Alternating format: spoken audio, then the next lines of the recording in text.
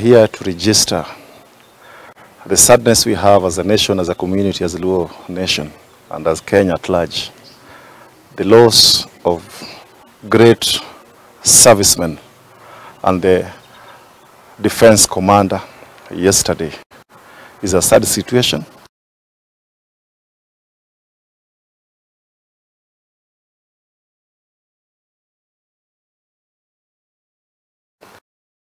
That we want to register with the nation at large, that we are saddened. We want to the families of the deceased soldiers. The heartbreaking news of the passing of the General Francis Omondi Ogolla is so heartbreaking to all Kenyans, plus all the other 9 servicemen that were on board the plane crash.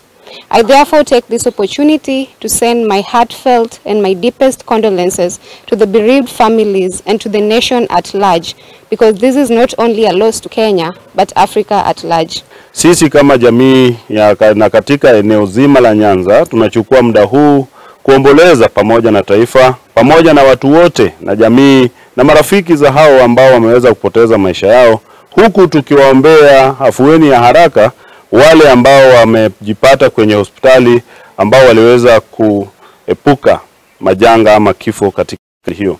Katika eneo hili tulikuwa na shamra ambazo zilikuwa zimepangwa kwa ajili ya uchaguzi wa mashinani chama cha UDA, lakini kama mratibu wa chama cha UDA katika eneo zima la Nyanza Kusini pamoja na uongozi wa UDA katika eneo la Nyanza, tunasema kwamba shughuli zetu zitakuwa zimeshitishwa kwa sababu ya maombolezo ambayo yaliweza kutangazwa rasmi na Rais wa Jamhuri ya Kenya na kutokana na maafa hayo.